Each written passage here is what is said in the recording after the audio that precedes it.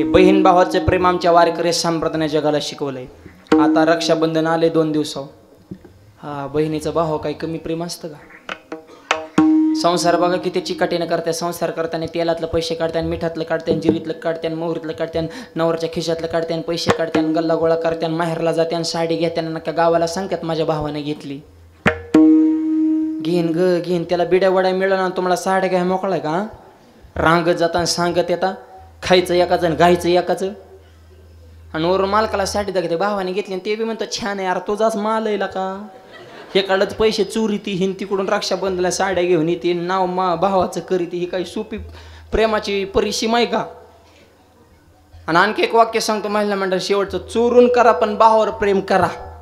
कारण आता हे प्रेम सुद्धा राहिलं नाही जमिनीला मार्केट आल्यामुळं. बहिणीने एक अर्ज टाकला तर भाव सुद्धा लॉक होतोय. ही समृद्धी हायवे MIDC जिथले रोड वाढले, सरकारचा पैसा ज्यांच्या जमिनीला, तिथल्या भावांना इसरा बहिणीचा कस काय तडाखा असतो. ती म्हणत्यात यम पार वाढला पण बहीण नको.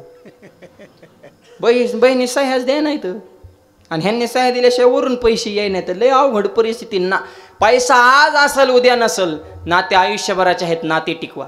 आणि रक्षाबंधन म्हणजे फक्त राखी बांधणे म्हणजे रक्षाबंधन आहे. प्रत्येक बहिणीनं भावाला सांगा, दादा जगाला आनंद देणारा तोच हो नंदाचा नंदन. कधीच कोणाला फसवणुकीचं लावू नको चंदन.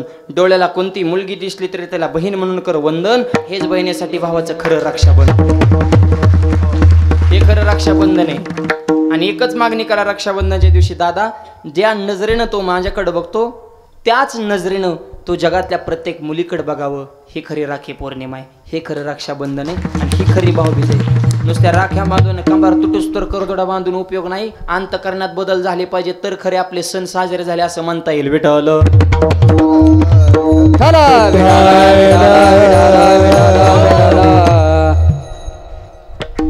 बहीण भावाचं प्रेम असतं जरूर असावं.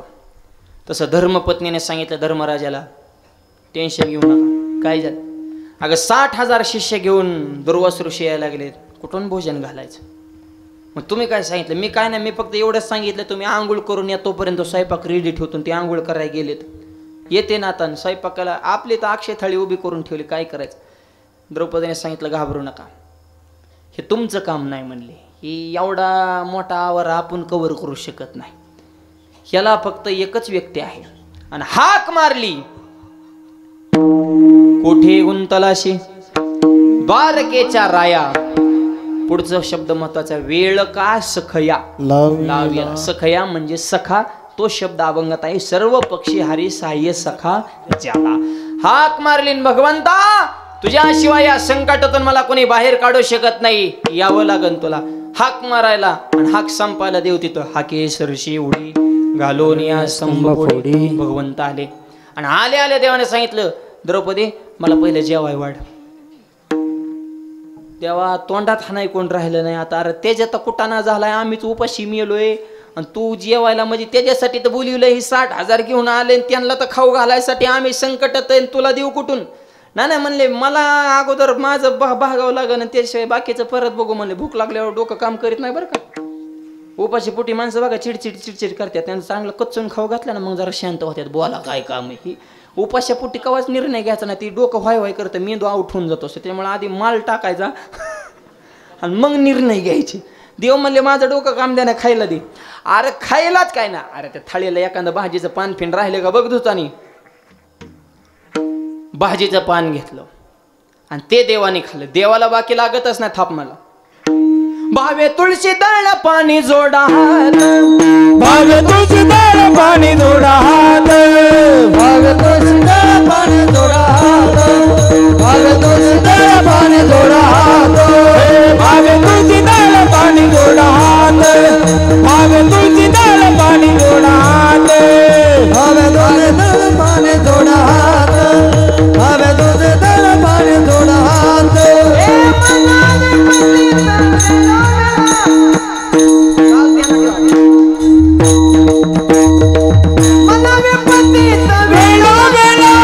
भावे तुळशी दळ पाणी जोडा हात, भावे तुळशी दळ पाणी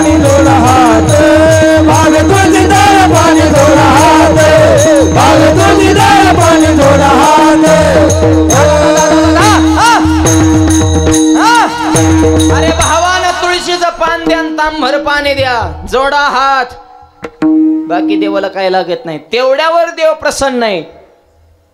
आणि देवानं तुळशी ते भाजीचं पान पोटात टाकलं आणि एक शब्द मुखातून बाहेर काढला, माझ्या तृप्तीनं जगातले प्रत्येक आत्मे तृप्त व्हावेत. एवढा शब्द बाहेर पडला. आणि हा शब्द जसा बाहेर पडला, सगळे आत्मे तृप्त होय म्हणल्या. त्या सगळ्यात ती बी गँग आलीच ना, आंघोळ्या करायला गेलेली. आणि आंघोळ करता करता त्यांचं पोट जॅम झालं म्हणून म्हणजे आपण तर खायासाठी आलो होतो. आणि पोट कसं काय भरलं, ऑटोमॅटिकच चमत्कार. नरड्याला आलो, दुर्वास ऋषी तर वकले म्हणून. तर म्हणले नरड्या पोतवर ऑटोमॅटिक कसं काय, मला तर काय कळनाच म्हणले. आणि आपण तर धर्मार्जाला सांगितले आम्ही जेव्हा आलो स्वयंपाक रेडी करा. आणि दुर्वास ऋषी म्हणले बाकीच्यांचं नाही, पण भीमलय आगाव आहे रे, जर नाही गेलं तर गद्याने डोकंच फोडीन आपलं. पण करायचं काय, तृप्तीच झाली, इच्छा राहिली नाही. कोणत्या तोंडाने त्यांच्या समोर जायचं. परत पांडवांकडे आलेच नाहीत, तिकडून डायरेक्ट पलायन, पळून गेले. जाता जाता दुर्योधनाची गाठ घेतली, भाऊ तुझा ऐकून आमचा कार्यक्रम झाला, मरण पण मूर्खाच्या नादी लागणार नाही म्हणले. अरे दुसऱ्याला छळाय कुठे सांगत असतात का. दुर्योधन म्हणला बरं आल्या तर जीवन जा. अरे त्याला तर वाईट टाकलोय रे, अरे पोटात जेवण झाले, ऑटोमॅटिक तृप्ती झाली, तुझ्या जेवणाला काय जाळ करतो. पळून गेले. सिद्धांत संपला. उत्तर आहे का, अरण्यामध्ये पांडव आहेत, रात्री 12चा प्रसंग आहे, 60,000 शिष्य घेऊन दुर्वास ऋषी आलेले आहेत.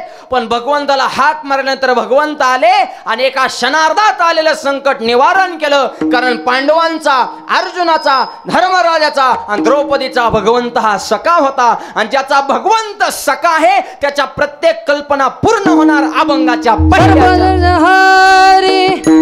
सायजाचा झाला सर्व पक्षी हारे, शरीराचा सर्व पक्षी हारे, सायजाचा झाला सर्व पक्षी हारे, सायजाचा सर्व पक्षी हारी, सायजाचा झाला सर्व पक्षी हारे, सर्व पक्षी हारे,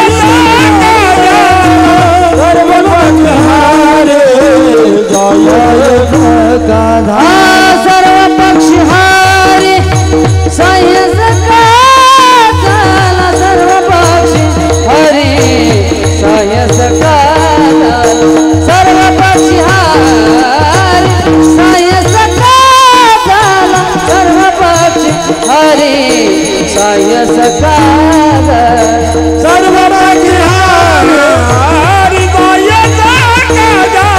सर्व पक्षी हारी, सर्व पक्षी हारी, सायस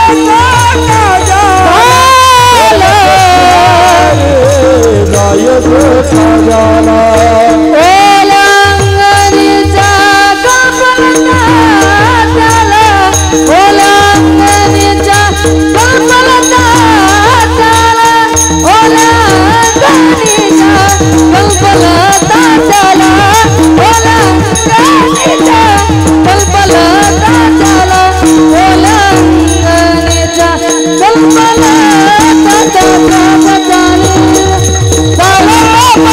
पायवाटे सहज चाली, चालता पायवाटे सहज चाली, चालता पायवाटे सहज चाली, चालता पायवाटे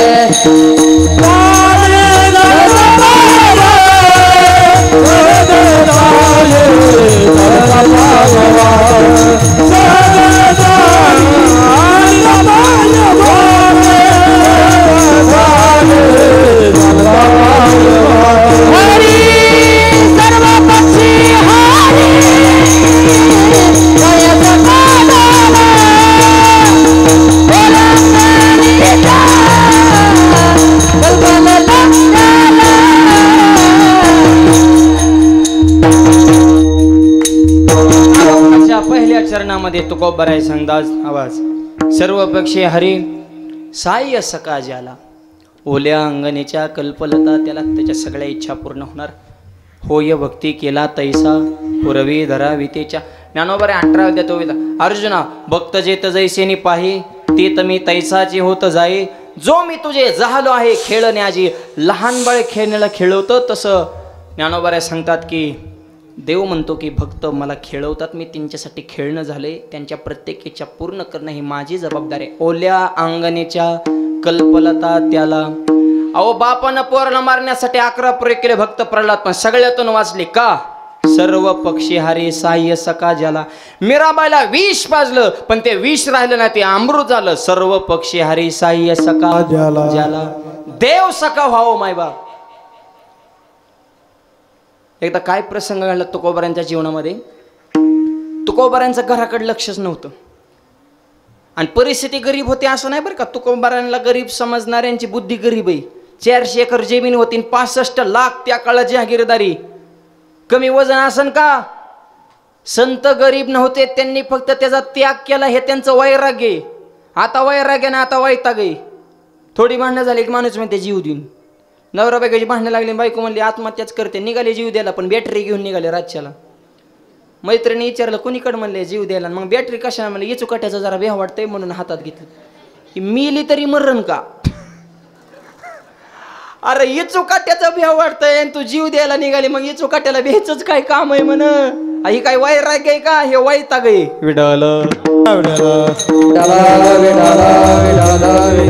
संत गरीब नाही. ज्ञानोबारायांचे आजोबा आपेगाव जवळ आहे त्र्यंबकपंत कुलकर्णी त्या काळामध्ये मराठवाड्याचे प्रमुख होते आणि नाथ महाराजांच्या घरी सोन्याची ताटं सोन्याच्या वाट्या सोन्याचे चमचे होते पितरपटात पितरांना जेवायला आणि हांड्याने तूप होतं तुपाला वागराळ होतं नाथ महाराजांच्या घरी तुपाला आता वरण आलाय आणि तुपाला चमचे आलाय. मी एका गावात पंक्तीला गेलो एक माता मला तुप आली एका हातात तुपाची वाटी होती दुसऱ्या हातात तिने दाभण आणलं पोतं शिवायचं. मी म्हणलं डोळ्यात घालते काय दाबण्याचा शेंडा तुपाच्या वाटीत बुडविला आणि शेंड्यावर जेवढं ते तूप येईन तेवढंच आमच्या वरणाच्या वाटीत झटाकलं. ज्ञानोबा तुकाराम म्हणलं वा धन्य त्याची माये प्रसवली. म्हणलं काय उदार आहे व संत उदार उदार भरली अनंत भंडार म्हणली. ती म्हणली महाराज हे लय साधं काम झालं ह्याच्यापेक्षा पुढची स्टेप आहे माझी जाऊ पाठवा जाऊला जाऊ सुई घेऊन आली म्हणजे दाबनाच्या पुढची सुईच्या शेंड्याने तूप वाढलं. मी म्हणलं 1 नंबर पद्धत. ती म्हणली महाराज तुम्हाला ह्याच्यापेक्षा दर्जेदार बघायचं का तूप वाढन. म्हणलं पाठवा. म्हातारी आली परत येते इस्तू आणि इस्त्याव फक्त तुपाचा एकच थेंब टाकला ना अख्ख्या पंक्तीला फक्त तुपाचं धुपान दिलं तिने. तुम्ही व माता पिता तुम्ही व बंधू म्हणलं दुरावर काय चिकट माणूस. अहो काय कानकड पैसा आलाय पण दानतच नाही हो मोकार पैसा आहे.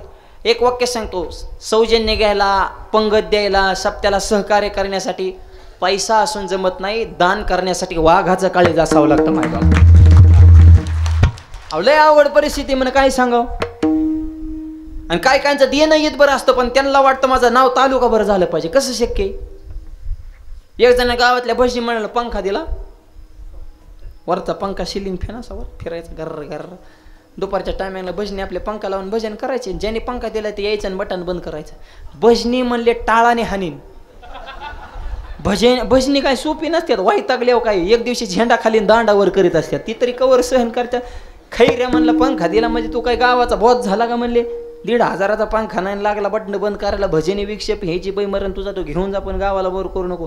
पण बटन का बंद करतो ते मला पंख्याच्या पात्यावर माझं नाव आहे आणि पंखा फिरल्या लोकांना माझं नाव दिसत नाही मग मी दिला कशाला. काढून गोठ्यात लाव गायांना हवा खाऊ घाल पण तू गावाला बोर करू नको बरं. अहो आमच्या तालुक्यात एक जणाने भजनी मंडळ गुढी दिली पकवाज वाजवायला गुढी दिली. पब्लिक लय होतं जागा आपरी होती म्हणून पकवाजा म्हणला गुढी बसायला नको तो खाली बसला. ज्याने गुढी दिली त्याने कीर्तन संपल्या पकवाजाचं गचुर धरलं. माझ्या गुढी तो वाजवलंच का नाही. खरंय बरं का लट लट उडायचा. अरे तो म्हणला लोकच मला बस म्हणली भाऊ माझा काय त्याच्यात दोष आहे. नाही नाही घोडी माझं नाव आहे लोकाला दिसलं नाही मी घोडी दिलेली. अरे कशाला दिली बाबा तू. यातले नमुने वाढले ते खैरे उग अख्ख्या गावाला त्रास करतात ही. विठ्ठल एक जण इस्त्री करून रस्त्यावर उभा होता. भिकारी म्हणला साहेब द्या की 2-4 रुपये. साहेब म्हणला रुपडी सुद्धा नाही जा पुढं फाटका तुटका एखादा सदरा असला तर ए निघ म्हणला, सदरा बी नाही. भाकर तुकडा असला जा. भिकारी म्हणला साहेबा रुपया बी नाही, सदरा बी नाही, तुकडा नाही, मग कशाला हे तर थांबलाय, चल की माझ्या संग भीक मागाय 50 तुला आणि 50 मला. म्हणजे पैसा आहे पण दानत नाही.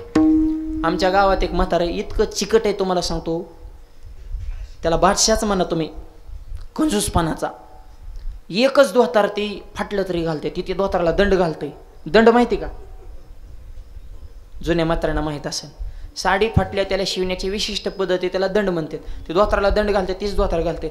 दंड घातलेला धोतार फाटत आले म्हणे दे की टाकून दुसरं त्याची लुंगी नेसायचं. ती म्हणजे वापर बघा एका गोष्टीचा किती करायचा. लुंगी फाटत आली म्हणे दी फेकून बरमुडा शिवला, त्याचाच बरमुडा फाटत आला दिकी फेकून म्हणलं गाडीच्या काचा पुसायचं. फडकं फाटत आलं मला फेकून द्या, त्या चिंध्याने बंब पेटवायचं. मला आता तर राग झाले, ते राग गोळा करायचं आणि राखाने दात घासायचं. आणि इतक्या चिकाट माणसाला म्हणा घे बरं माऊली पटाड्याच्या सौजीने ते जागेवर मरण. त्याला लय उदारांत करण्याची माणसं लागतात ही सप्ते करण्यासाठी. ही सोपं नाही, एकल्याचा नव्हे खेळ म्हणून मेळ जमविला. उगा आपल्या या गावामध्ये सगळे दानशूर देणगीदार आहेत म्हणून एवढा भव्य दिव्य सोहळा संपन्न होतो ना, तर हे शक्य नाही. आणि चांगल्या कामाला सहकार्य करायचं. चला मी सांगत नाही, तुकोबाराय सांगतात. थप मारा. तू कामाने सत्य कर्मा व्हावे, तू कामाने सत्य कर्मा व्हावे,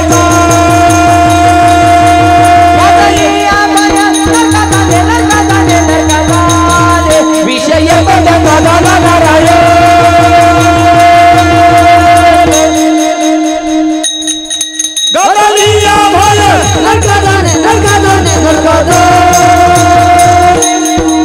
विषय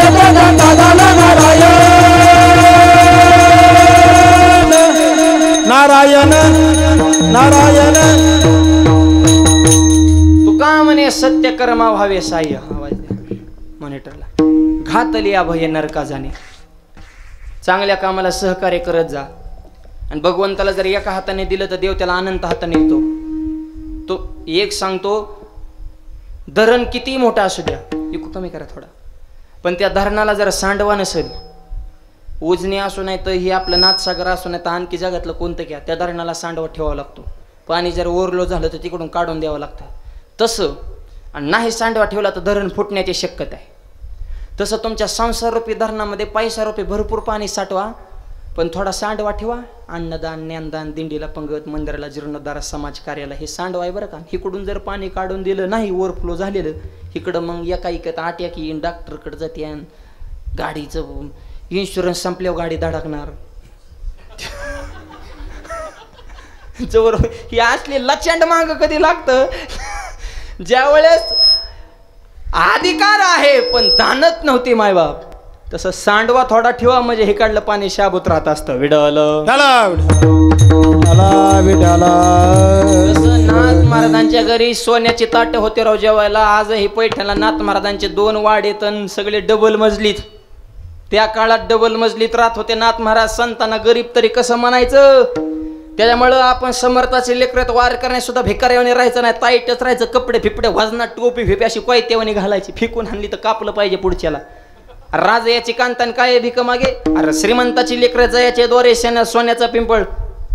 ज्ञानोबाऱ्यांसारख्या समर्थाची लेकरं आहेत. समर्थासारखंच राहायचं. विडवलं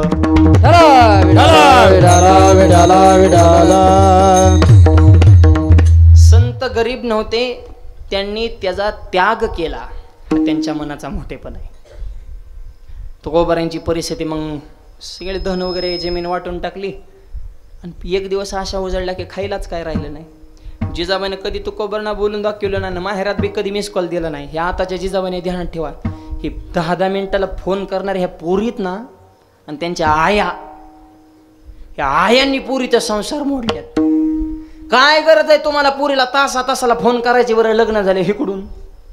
तिची ती नांदन ना, तिला सक्षम आधीच मानवान त्याला लुडबुड करतात तिच्या संसारात. हिकडून फोन जीवली का. अरे ती काय उपाशी मारणार आहे का.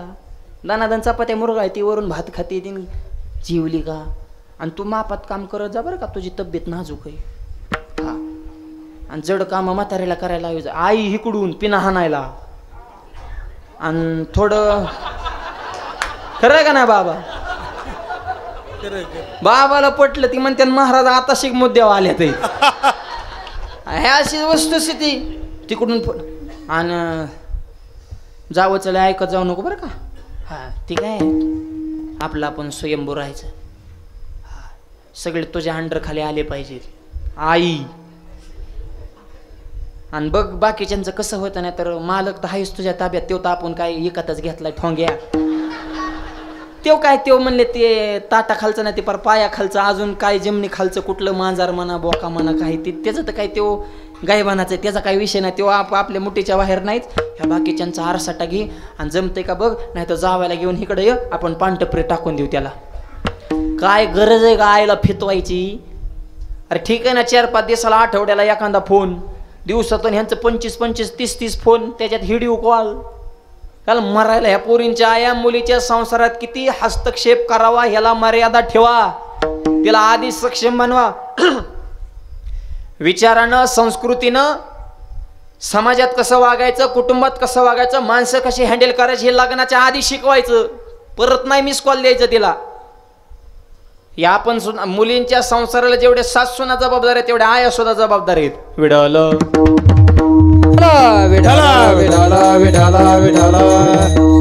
आणि सुनन लेख कधी चांगली दिसणार नाहीत पण लेखन जावाय म्हणलं म्हातारी पिटूनच उठली. परवा एक म्हातारी भेटली मला म्हणलं आजीबाई पंखा बंद करा कस काय चालू संसार पोराचा. वाटोळ झालं वाटोळ. म्हणा पोराचं का पुरीचं. पोराचं का सुनबाईले बेकार. तुला दगड घालते काय. नाही नाही नुसती खाटव बसते खाटव. खाटवून बसून काय करते टीव्ही बघते. आम्ही आम्हाला बघून दे ना पण मला जी मालिका बघायची ती बघूनच देत नाही. बघा म्हातारे म्हणजे हिज्या मान्याने चॅनल लागत नाही म्हणून ती वाईट आहे. हिजं ऐकत नाही म्हणून. आम्ही म्हणलं सुनबाई खाट्याच्या खाली अजिबात नाही. आणि म्हणलं मग स्वयंपाक कोण करतं. महाराज कोणाला सांगू नका पोरालाच करावं लागतो. मी म्हणलं बेकारी झाले वो सुनबाई खाट्याच्या खाली उतरत नाही पोराला स्वयंपाक करावा लागतो. देश सोडून म्हणलं मग लेकीचं कसं काय जावाई कसं काय. जावायचं नाव काढलं की म्हातारे पेटूनच उठले. हा माझा जावाय हा नाव काढू नका. सोनं सोनं 24 कॅरेट. आणि माझ्या पुरीला इतका जीव लावते की तिला खाट्याच्या खाली उतरूनच देत नाही. अगं मग इकडं बी तीच चाललंय ना तिकडं पळायचं इकडं जळायचं पटत का तुम्हाला. ए सासा हो हा जरा सुनाला लेक माना सुनाना सांगतो सासूला आई माना. आणि माझा ब्राह्मण काकाला नेहमी सांगणे लग्न जमिताने मुलाची मुलीची पत्रिका नाही जुळली तरी चालल पण सासूची सुनाची पत्रिका जुळते का हे आधी बघा. ह्यांच्या कुंडल्या जुळल्या पाहिजेत आधी. म्हाताऱ्यांच्या सुनाच्या. पोराचं काही नसतं वय कसलं बी असून द्या ते समजूनच घेतो. त्याचं लय हाल होत्या.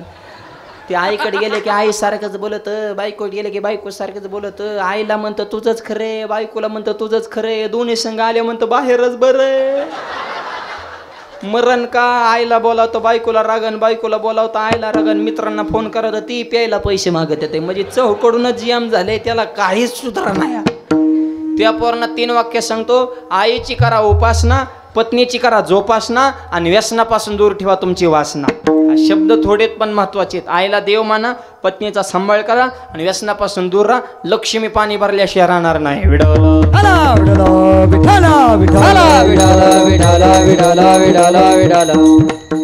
परिस्थिती नाजूक आहे. तुकोबर आहे भंडारा डोंगराव भजनाला जात आहे. जिजाबाईने संसार हँडल केला. कधी माहेरच्यांना बोलून दाखवलं नाही. आणि तुकोबारांनी संसार हँडल जिजाबाईंनी तुकोबारांचा संसार यशस्वीपणे सक्षमपणे पार पाडला. आणि एक दिवशी भावाला जिजाबाईचा आणि जिजाबाईला सगळी परिस्थिती विचारली कसं काय. म्हणले दादा हो मी म्हणून जगते हिथं तू तर बघते कशी परिस्थिती. भावाला दया आली आणि भावाने सांगितलं बहिणीला एक काम करतो तुला एक म्हैस देतो दुधाला आपल्या लेकरा बाळाला आणि शिल्लक राहिलं तर आपल्या एकच तेवढं 4-5 रुपये त्यांना संसाराला लागते आणि त्याला मिटाला. ठीक आहे म्हैस द्या. आता भावाने म्हैस दिली म्हणजे जिजाबाईचं म्हशीवर काही कमी प्रेम असेल का. माहेरचं कुत्रं जरी असेल तरी ते प्रिय हे तर म्हैस आहे. जेव्हा पाड म्हशी जिजाबाईने प्रेम केलं म्हैस बी अशी वजनदार झाली म्हणतात. लेकरं खाऊन पिऊन टुमटुमीत झाली. राहिलेला पैसा आपला संसार सुखानं चांगलं चाललेलं लोकाला देखवता येतो. तुकोबाऱ्यांचं गावात कीर्तन ठरलं, नेहमीच असायचं एकादशीला. जसा हजारो समाज आज कीर्तनाला ना, अशी असंख्य गर्दी तुकोबाऱ्यांच्या कीर्तनाला मारली. कीर्तनाला गर्दी झाली. जिजाबाई कीर्तनाला आलेत, घरची सगळी माणसं कीर्तन, अख्खं गाव झाडून कीर्तनाला आले. चोरांनी प्लॅनिंग केलं. गावातले बुरटे चोर असतात ना, किबले चोरणारे, ताटर, पायपा फोडी, त्यात खोरं कुठं चोरायची गोष्ट आहे. टिकाव, खुरपी, इळे हे असलं सुद्धा राहत नाही बरं का काही काहींच्या रानात, कारण शेजार धर्म लय व्याकार असतो. किबली, दाव, ही बुरट्या चोरांची लक्षणं. मोटर इरीट ढकलायच्या, शेजाऱ्याचा उस निघाल्यावर रस्त्यावर पाणी सोडायचं. आगाऊन नमुने. एक जणांनी मोबाईलचं दुकान फोडलं, मग मोबाईल चोराव का नाही, त्यांनी चार्जर चोरले होते. म्हणजे त्याला चोराला सुद्धा बुद्धी लागत हो. गावातल्या चोराने प्लॅनिंग केलं, म्हणजे म्हैसच चोरायचे. सगळे कीर्तन, घरी कोणीच नाही, म्हैस सोडले निघाले. सगळे कीर्तनात आहे. देवाने बघितलं, मी बी कीर्तनात आहे, पण म्हैस जर चोरीला गेली, म्हशीचं टेन्शन होतं, देवाला जिजाबाईचं टेन्शन होतं. ही काय बोलन. देव सुद्धा जिजाबाईला भेट होता, म्हणजे किती दहशत असन देवावर जिजाबाईची. बरं, देवाचं म्हणणं होतं मला बोला नको, मी काय, मला सगळी बोलत येतं. देवाला कुणी बोलत आहे ना, माझं काय नाही म्हणते तर मीच जन्माला घातलेल्या जातीत माणसं, तीच मला नाही म्हणतात. म्हणजे मी जन्म देऊन बी मला मानत नाही, तरी बी मी खुश आहे. मी काय टिकेला निंदेला काय घाबरत नाही. पण ही तुकोबारांना बोलन जिजाबाई, आणि तुकोबारांना बोलल्यानंतर मला जास्त दुःख होईल. त्याच्यामुळे म्हशीचा बंदोबस्त केला पाहिजे. देवाने कीर्तनातून बाजूला उडी मारली, देव बाजूला आले, चोरच्या वाटेनं चालले होते. देवानं अकराळ विक्राळ असं भूतासारखं रूप धारण केलं. हे भले 20 फूट उंची, बलदंड शरीर, असे कमरेपर्यंत केसन, दात बाहेर आलेले, हे खपक्याच्या खपक्यात दंडन फिडण, राट्याच्या राट्या, देवासन काळा कलरन, हातात बोललं मोठं असं खांबावणी दंडाकनं घेतलं. राट्याच्या राट्यान त्यांच्या पुढं प्रगट राम राम. ती म्हणले आयो लय भूत बघितली रे म्हणले, पण ही लयच क्वालिटीचं भूत आहे र.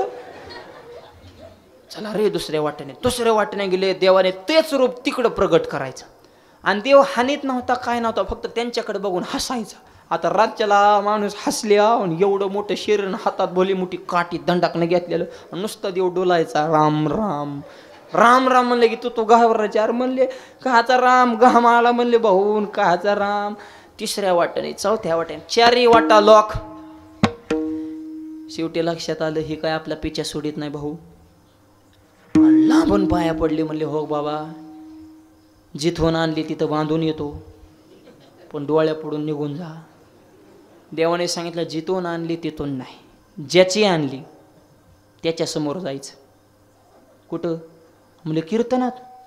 हा म्हणले तिथं तर 7-8 हजार माणसं आहेत, आमची इज्जत हो दंडकनं घालू काय डोक. जातो रे बाबा. काठी दाखवल्यावर जीवाला भिली ना. अरे म्हणले जळून द्या, मारून द्या, शिर सल्ला म्हणतो पगडी 50. अरे दुसरा म्हणला इज्जत जाणला का. तिसरा म्हणला अरे जायला आपल्याला होतीच कुठं म्हणला. आपण असे बी गाई बनेच होतो, आपल्याला गावात नव्हतीच आपले, आता थोडीफार हाय ती बी घालू म्हणे, पण जीव तर वाचन ना. बचेंगे तो और बी लढेंगे म्हणले, पण चला ही काय दंडाकनं घेऊन माग लागले, मारीनला का म्हणले, डोक्यात ठोका टाकला तर. आणि म्हशीच्या मागं ती 4 चोर, आणि त्यांच्या मागं देवाचं ती 11 विक्राळ रूपन, देव मागून काटेनं डावचा त्यांना वाबुड ढकलीत कीर्तनाच्या मंडपात आणली, गेटवरून एंट्री करून ढकललं, आणि देव झाले गायब. आणि कीर्तन करायला याला मधून रोड ठेवलेला असतो बघा, तिथून म्हैस, आणि त्याच्या मागं चोर. लोक म्हणले म्हैस कीर्तनाला. त्याच्यातला एक जण म्हणला ज्ञानोबरांनी जेव्हा रेडा वेद बोलवलं त्याची बहीण आहे काय रे, उगच कीर्तनाला आली का. म्हणले म्हैस कुठे कीर्तनाला असते का. नुसती म्हैस आली नाही तर म्हशीनं दर्शन घेतलं तुकोबारांचं. लोक म्हणली तुकोबारांचं जाऊ द्या, अरे म्हैस कीर्तन करायच्या पाया पडती. म्हैसच देवाचा अवतार आहे, लोकांची गर्दी म्हशीच्या पाया पडायला. काय त्या म्हशीचं वजन. जिजाबाईने बघितलं, डायरेक्ट गळ्यातच मिठी मारली म्हशीच्या. बाई कुठे गेलती ग तू, कीर्तनाला कस काय आली. काय जिजाबाईला आनंद झाला. आणि म्हणजे हे मागची गँग कोण आहे बाबा, रिक तोंड गेलेली. सगळा त्यांनी इत्यंभूत सांगितलं. महाराज हे आमचंच प्रकरण आहे म्हणले. म्हणजे तुम्हाला इकडं आणलं कोणी. म्हणजे ते एक बाबा होता बा, काठी घेऊन मागं लागला. देव गायब झालेले तुकोबारांच्या लक्षात. त्याला साधा वया भक्ती काज नाही लाज धरीत. सिद्धांत संपला. तुकोबार आहे, कीर्तन आहेत. जिजाबाईची लाडकी म्हैस आहे. आणि जर देवाने प्रसंग तारला नसता तुकोबाराच्या घरात, सांसारिक वाद सुरू झाला असता, पण देवानं उडी मारून हे संकट निवारण का करावा, तर सर्व पक्षी हरी साह्य सखा झाला. सर्व बाजून भगवंत हरिभक्ताला सखे आहेत. म्हणून ओल्या अंगणीच्या कल्पलता त्याला पुढचं सांगतो. तुकोबाऱ्या भंडारा डोंगरावर आईसाहेब मागून चाललेल्या, पायामध्ये काटा मोडला. स्वामी म्हणून हाक मारली. देवानं रूप बदललं आणि डायरेक्ट मायबाप देहूमध्ये भंडारा डोंगरावर भगवंत काटा काढण्यासाठी कसे आले हे सहज प्रमाणे देव कसे आले. पिवळा पितांबर कायचा गगनी जळकला, गरुडावर बैसोनी माझा कैवारी आला, गरुडावर बैसोनी माझा कैवारी आला. पिवळा पितांबर कैसा गगनी जळकला, गरुडावर बैसोनी माझा कैवारी आला, गरुडावर बैसोनी माझा कैवारी आला. मिठाई माऊलिये माऊलिये, निळावरी कर देऊनी वाट मी पाहे.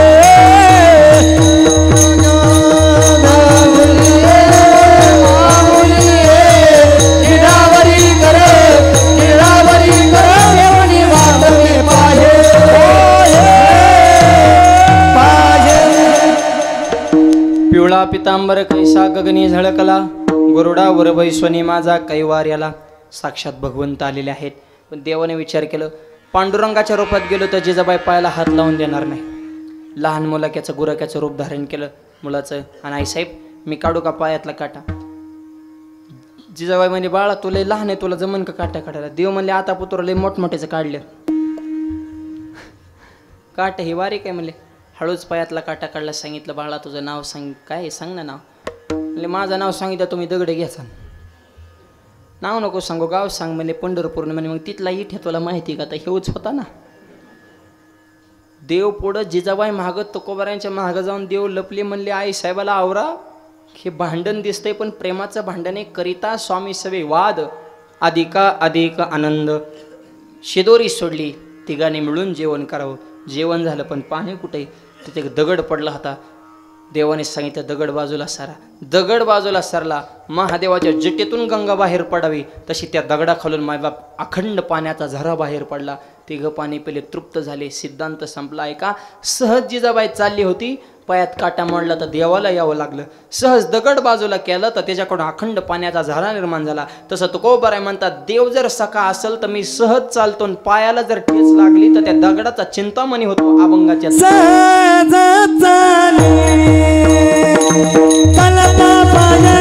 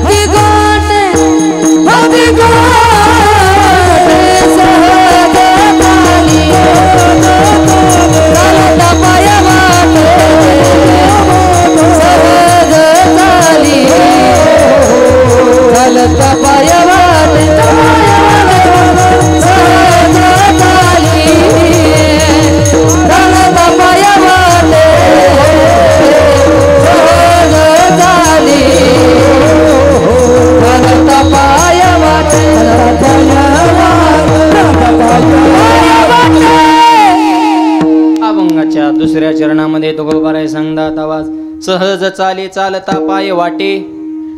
सहज चाला आणि तुमच्या पाय वाट्याला एखादा दगड लागू द्या, दगड राहत नाही.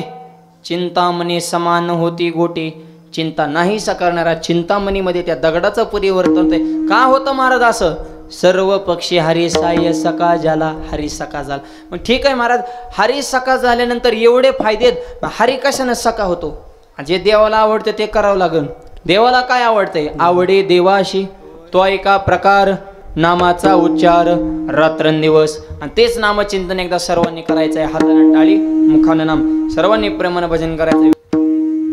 काल्याचे हे शिवादरणीय बाबांचे आहे, आपल्या सगळ्यांचं लाडकं व्यक्तिमत्व, महाराष्ट्रातील वारकरी संप्रदाय एक ज्येष्ठ व्यक्तिमत्व, आदरणीय परमपूज्य गुरुवर्य महंत जनार्दन स्वामी गुरुस्वामी निगमानंद बाबा मच्छिंद्रनाथ गड मठाचे संस्थांचे मठाधिपती आदरणीय बाबांची सुद्धा या ठिकाणी विशेष उपस्थिती आहे. सर्वांनी टाळ्या वाजून बाबांचं स्वागत केलेलं आहे. वारकरी संप्रदायाला ज्येष्ठ कीर्तनकार, तरुण कीर्तनकार सगळ्यांचा समन्वय साधून संप्रदाय पुढे नेण्याचं काम आदरणीय बाबा करत आहेत. बाबांच्या चरणी या ठिकाणी नतमस्तक.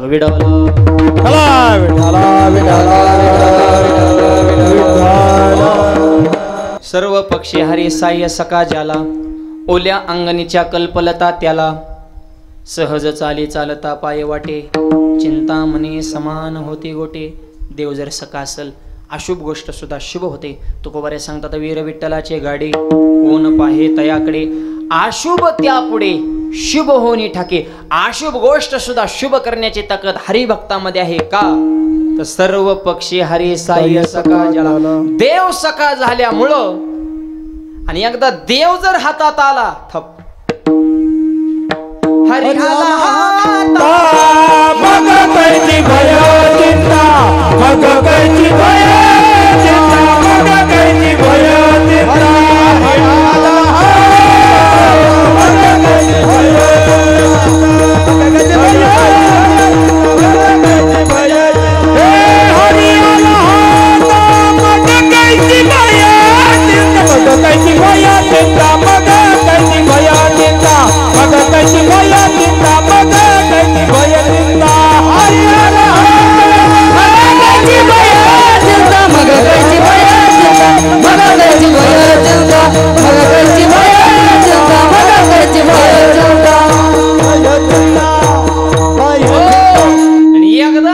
हातात आला, जन्माचं भय आणि मरणाची चिंता राहत नाही. हरी आला हाता, मग कैची भय चिंता. याचा अर्थ सर्व पक्षी हरी साय सका ज्याला, ओल्या अंगणीच्या कल्पलता त्याला. फक्त हरी सका व्हावा, आणि हरी सका होण्यासाठी जे हरीला आवडतं ते आपल्या जीवनामध्ये घडवून, कामामध्ये काम, काही म्हणा राम राम, भगवंताच्या नामाचं चिंतन हो. आपणही भगवंताला प्रिय झाल्याशिवाय राहणार नाही. आणि अशीच साधना भगवान बाबाच्या हातून, भाऊंच्या हातून, परमपूज्य भीमसेन बाबाच्या हातून घडली. का समाज त्यांना विसरत नाही? अरे आपले 10वे सुद्धा होत नाहीत गेले. 10व्याच्या आत पोरांची भांडणे आहे वाटणी वाचून, कुणी किती माल घ्यायचा.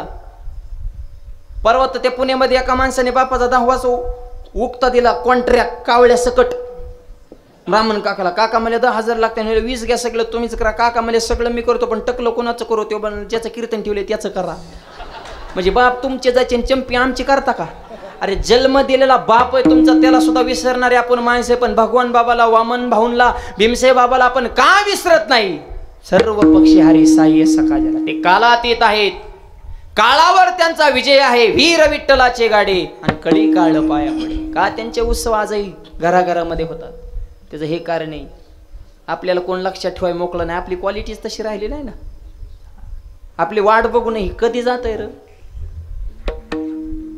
आणि हरिभक्तांच्या नावावर आपल्या जीवनाची मायबाप प्रगती होते. मायबाप हेता सज्जनाची नावे, हे त्यांच्यात आपल्यात विशेष आहे. हरी सखा झाल्यानंतर हे असं परिवर्तन घडतंय.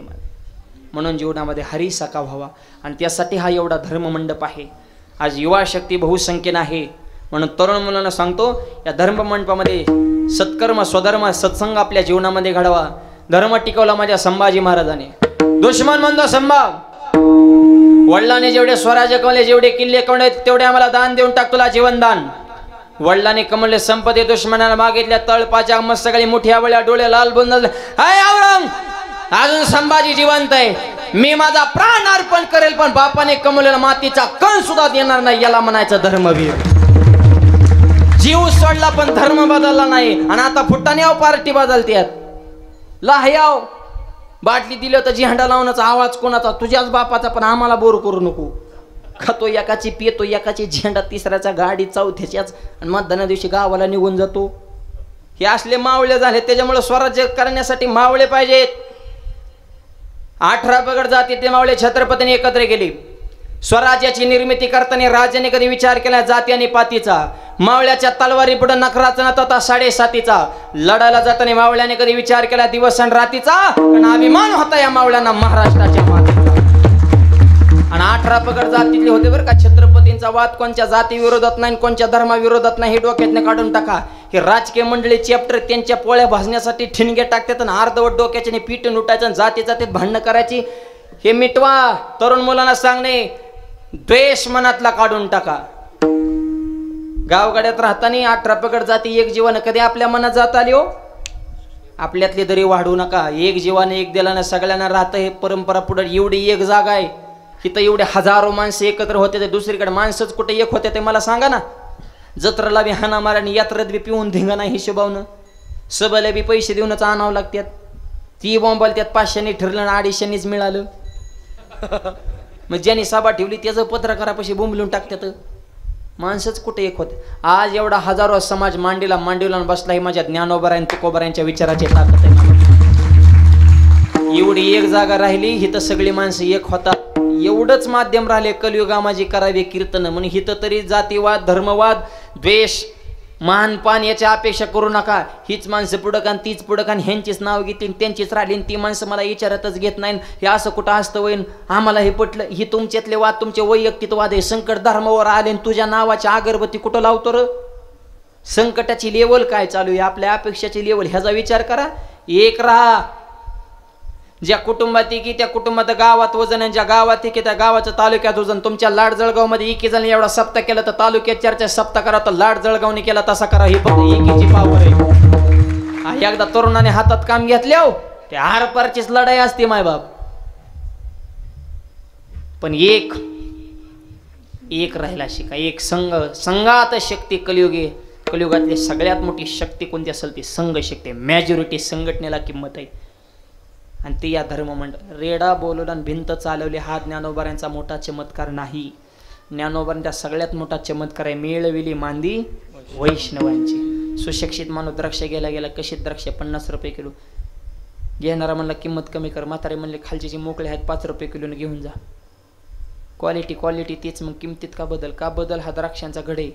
यांचा एकात जीव गुतलाय. किती संकट आली, एकमेकाला एकटं सोडत नाही. सुखादी सोबत आणि दुःखादी सोबत म्हणून 50 रुपये किलो. खालचे जे मोकळे आहेत ना, ह्यांनी वाह बंद चोपल्यात. फोकाट घेऊन जा. मध्ये पाटीतले लुडबुड करतात. म्हणजे मोकळ्या द्राक्षाला पाटीत किंमत नाही, मग मोकळ्या माणसाला समाजात किंमत असेल का? सोपं गणित आहे ना. त्याच्यामुळे एक राहायला शिका. तरुण मुलांना सांगतो स्वतःचं कर्तृत्व सिद्ध करा. बापाची इष्टी मजा करू नका. शहाजीराजाने इतकं कमीवलं होतं. शिवाजीराजांना जीव धोक्यात घालून स्वराज्य निर्माण करण्याची तिला मात्र गरज नव्हती. पण बापाची इष्टटी मजा केली असते तर त्या वाघाच्या चौकात आज पुतळे लागले नसते. इतिहास हा रेगा वाढणारांचा होत नसतो, इतिहास हा लढणाऱ्यांचा होत असतो. म्हणून लढायला शिका तरुणांनो. लढा रे लढा. व्यसनांना जमिनीत गाडा. कुविचार मनातून काढा आणि तुमच्याच अंगणात पडेल चांदण्यांचा सडा. तरुणांनो लढा रे लढा. अहोरात्र सीमेवर खडा. कोण? सैनिक. ते उभेत म्हणून बसतोय, ते जागेत म्हणून आपण झोपतोय. रात्रीच्या डोळ्यामध्ये तेल घालून हातात शस्त्र घेऊन ते भारत मातेच्या सीमा त्यांनी राखलेले आहेत. म्हणून त्यांचे जेव्हा इकडे स्तुती करतोय. आर्मीतल्या जवानांसाठी सगळ्यांनी एकदा जोरदार टाळ्या वाजवा. त्यांच्या जीवावर हे सोहळे चालू आहेत. आणि तुमची आमची लेकरत ना कष्ट करायची, वार करायची, शेतकऱ्याची पोरं आहेत आर्मीत. एका तरी आमदाराचा पोरग आहे का आर्मीत? खासदाराचा, मंत्र्याचा, नेत्याचा? तुमचे काही लोकांच्या मुंड्या मुरगाळायला ठेवलेत का? आणि वरून सभेत बोंबलतात आम्हाला देश सेवा करायची. मग हे आमची पोरं करतात, ही कसली सेवा आहे? तुम्हाला सेवाच करायची ना. तुमचं पोरग पाठवा ना आर्मीत, म्हणजे माल तुम्ही दाबायचा ना. आम्हाला तो फल देता का शेतकऱ्याच्या पोरांना? पण शेतकऱ्याच्या मुलाचा त्याग आहे, आईचा त्याग, बापाचा त्याग, पत्नीचा त्याग. सिंदूर ऑपरेशन झालं, आज लग्न झालं उद्या फोन आला लढायला यावं लागल. धर्मपत्नीला सोडून तो जळगावचा आपल्या महाराष्ट्रातला जवान लढण्यासाठी सीमेवर गेला, याला त्याग म्हणायचं. त्या सोप्या गोष्टीत का त्यांच्याविषयी. म्हणून लालबहादूर शास्त्री म्हणले जय जवान जय किसान. शेतकरी हक्क नाही आणि त्याचा पोरगा हा कडकबाण आहे जवान मिलिटरी. त्याच्यामुळे शिस्तबद्ध जीवन जगलेले असते. त्यांचं गावाकडे आले घर त्यांना सुद्धा पटत नाही बरं का. त्यांना दुरीत काम लागतं. ते तन तन तन तन करतात मिलिटरीचे बघा तुम्ही मेजर मंडळी. कारण तिकडे शिस्त असती आणि घरचा आपला मोकळा कारभार घालील लोटांगण मोकळं पटांगण. त्यांचं म्हणणं चाकोरीबद्धच झालं पाहिजे. त्याच्यामुळे ते वाद करणार पण खऱ्याला खरं म्हणणार. हा ती बोलाय ताईट असणार पण मनात त्यांचं मनच निर्मळच मायबाप. शिस्तबद्ध जीवन मायबाप. शिस्त म्हणजेच मिलिटरी आणि मिलिटरी म्हणजे शिस्त आहे मायबाप. आणि आपले लेकर आहेत मायबाप सर्वसामान्याचे लेकर देश सांभाळते. त्यांच्याविषयी शोभन करता 15 ऑगस्ट आला गावातला एखादा जवान तर प्रतिष्ठित माणसाने बाजूला थांबा आणि गावातला एखादा जवान देशाची सेवा करते त्याच्या हस्ते झेंडा वंदन करा. ही खरी देशभक्ती. ज्यांचा मान ज्याला काय कळत ना तो म्हणतो मला झेंडा वाढायचा आहे. अरे डोक्यात पडन का येडेवण करू नको. ज्याचा मान ज्याची मर्यादा ज्याचं त्याचं वजन क्रेज आपल्याला कळली पाहिजे. त्याचा त्याग आहे त्याचा सन्मान होणं गरजेचं आहे. आणि हे तरुण मुलं तुम्ही लढायला शिका. अहोरात्र सीमेवर तटस्थ खडा शत्रूंच्या पाडी तो दाडा. त्या सैनिकां समान अन्यायाला भिडा. तरुणांनो लढा रे लढा. ज्यांच्या कर्तृत्वानं मुघलशाहीला गेला तडा. अहोरात्र रयतेसाठी जीवाचा धरपडा. आणि ज्यांच्या पायानं पवित्र झाला रायगड किल्ल्याचा कडा. तरुणांनो लढा रे लढा. त्यांचा आदर्श डोळ्यासमोर ठेवा. कष्ट करा नीती ठेवा. व्यसन करू नका. मोठ्या माणसाविषयी आदरभाव ठेवा.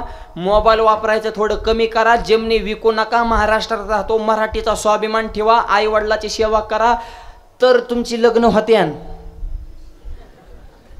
पूर सूर सध्या लग्नाचा लय जटिल प्रश्न आहे गावागावात. पाण्याचा प्रश्न नाही, आरोग्याचा नाही, शिक्षणाचा नाही, विकासाचा नाही, पैशाचा नाही. पैशाला काही कुणी गरीब राहिले नाही. सगळ्याकडे मोकार माल झाले. गरीब सध्या कुणी राहिलेला नाही. सगळी मालामाल झाले. ते प्रश्न एक काही बायका भेटाना. तुम्हाला खरं सांगतो मी जेमनीचे एजंट बघितले होते, गाड्याचे एजंट बघितले होते. सध्या नवीन एजंट उदयाला आलेत. लग्नाचे एजंट आहेत म्हणा. आमच्या भागात लय उरसोळा उठलाय. 4-4, 5-5 लाख घेतात राव पोराच्या बापाकडून. त्या पुरीला 1-1.5 लाख देतात. कुठून कशी लिंक लावली आणि कुठून पुरी आणतात. ही 2-3 लाख दाबी देतात आणि तिला 1-1.5 लाख देतात. बघा कोणाला जर ह्या धंद्यात उतरायचं असेल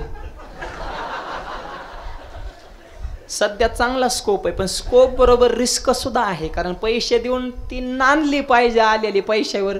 आणि पैसे देऊन आणलेली महिला मंडळ कुठे नांदत असते वय मला सांगा बरं. अरे पतीच्या खांद्याला खांदा लावून शेवटच्या श्वासापर्यंत संसार यशस्वीपणे पार पाडायचा आहे. त्याला कुटुंबात मन जुळली पाहिजे. जिव्हाळा निर्माण झाले पाहिजे. ही माझी माणसे असं अंतकरणातून वाटलं पाहिजे. सासू सासरे न दिसता ती आई वडील दिसले पाहिजे तर शेवटपर्यंत टिकत असतं. पैशावाली महिना 1.5 महिने राहतील ह्याचं सोनं फिरणं गुंडाळून जाते निघून. आणि बायको निघून गेले हो तो महाराज दिंडीचं प्रस्थान कधी हो. कशाला येड्यावानी करतो बाबा. चांगला होता तोवर आम्हाला नावं ठेवली आणि आता बायको निघून गेलो म्हणतो का मला माळ घालायची. असले नमुने वाढल्या ते जरा क्वालिटी कमवा. डॉक्टरला बायको मिळाना, PSला बायको मिळाना, IPSला बायको मिळाना. अशा बातम्या आल्या का कधी. बायका कोणाला मिळाना. थोबाडात मावा ढाब्यावर जातो, दारू पितो, आई संग भांडणं, बापा संग भांडणं, गावात वाद कराय पुढं. तुला बघितलं तरी डीजेवाल्याला सुद्धा घाम सुटतोय. असलं तर तू पेले अंग हलवतोय. कोण तुला बायको देईन बुवा. आणि पोरींच्या आईला सुद्धा सांगतो मुलगा पाहत असताना फक्त संपत्ती बघू नका, त्याची संस्कृती बघा. नुसता त्याचा बंगला बघू नका तर मुलगा चांगला बघा. हा फार महत्वाचा मुद्दा आहे. नुसता पैसा काय बघता. त्याचं 100 एकर जमीन लग्न जमीत ती जर पेताड निघालं तर 10 वर्षात एकर ठेवणार नाही. पण लग्न जमीताने 1/2 एकर जमीन मुलगा जर जिद्दी निघाला त्याची परत 25 एकर केल्याशिवाय येणार नाही. कर्तृत्ववान मुलाला मुली द्या. शेतकऱ्याचा असू द्या, गरीबाचा असू द्या, वार करा. ते पुण्यातलं प्रकरण बघितलं ना. मोठे पैसे बघून फॉर्च्युनर गाड्या दिल्या, कोटी होंडा दिला. पोरीला आत्महत्या करून मरावं लागलं. कित्येक मुलींचे संसार उघड्यावर. नुसती संपत्ती बघू नका. जरा आधी आपले पाहुणे रावळे थोडे जरा हाताळून बघा. आपल्या जवळचं जरा थोडं कसं चलतं. पण पोरींच्या आहेत इतक्या शायनिंग त्यातही सध्या. आमची मुलगी कुणाला बी द्यायची नाही. मुलगा छान पाहिजे, पगार भरपूर पाहिजे, जमीन भरपूर पाहिजे. आमची मुलगी रानात येणार. मग जमीन काय काय पाहिजे का काय नेमकी. जमीन पाहिजे, पोरगी राहणार. इतक्या कुठं अपेक्षा असतात का. अपेक्षावर कंट्रोल ठेवा, मुलीला स्वावलंबी बनवा आणि मुलांना सांगतो क्वालिटी कमाओ, रांग लागन. जग काय दुनिया झुकाते हे झुकाने वाला चाहिए आणि तुमच्या मनगटात ही धमक आहे. तेजस्वी आहे, तपस्वी आहे, तत्पर आहे, त्याला तरुण म्हणतात. तुम्ही ज्येष्ठ माणसात बघा, वयस्कर माणसात ते कायम भूतकाळाचं चिंतन करतात. आमच्या काळात असं होतं, तुमच्या काळात असं, आम्ही हे केलं, तुम्ही ते करता. भूतकाळाचं चिंतन. ज्येष्ठ माणसं पोरांच्यात बसा बरं, मला हे करायचंय, मला ते करायचंय, माझं हे स्वप्न आहे, माझा हा संकल्प आहे. आता उत्तर आहे का? भूतकाळाचा विचार करतात ती ज्येष्ठ माणसं आणि भविष्याचा विचार करतात ती तरुण मुलं. ज्येष्ठांचा अनुभव घ्यायचा आहे आणि तरुणांची उमेद एकत्र करायची. त्या योगानं तरुणांच्या जीवनामध्ये क्रांती होणार आहे. म्हणून तरुण मुलांनी आपले आदर्श, ज्यांचा खरा आदर्श घेण्यासारखे भीमसिंह बाबासारखे जे साधू पुरुष झालेले आहेत, त्यांचा जीवनामध्ये आदर्श घ्या, तर आपल्या जीवनामध्ये क्रांती झाल्याशिवाय होणार नाही. आणि हरी सखा करावा असं जर वाटत असेल तर ही भक्तीची साधना आपल्या हातून घडावी. आणि एकदा जर हरी सखा झाला, सहज चाले चालता पाय वाटे, खाली आले ते सुरलाव, चिंतामणी समान होते गोटे. म्हणून तुकोबाराय म्हणतात, मी सहज चाललो, पायाला दगड लागला तर चिंतामणी होतो, आणि मी सहज बोलतो, पण हरी सखा झाल्यामुळं माझ्या सहज बोलण्यात वेद पाणी भरतो.